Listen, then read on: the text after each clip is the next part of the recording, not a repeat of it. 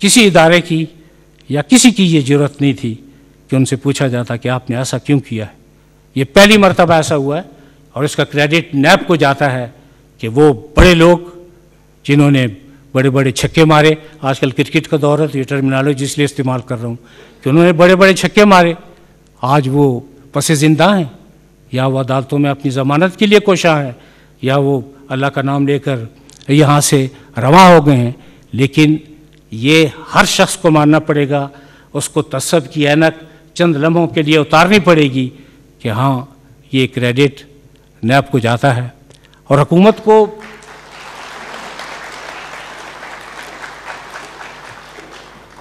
को सिर्फ इतना सा क्रेडिट ज़रूर जाता है कि उसने नैब के मामलात में कभी दखल अंदाजी नहीं की।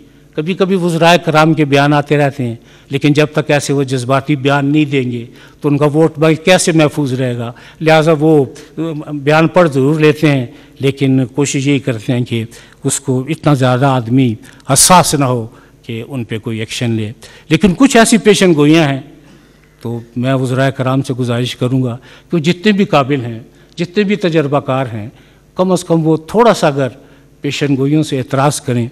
मसलन एक तवातर से पेशन गोई की जाती है जी 2 हफ्ते बाद फ़लाँ बंदा अरेस्ट हो जाएगा।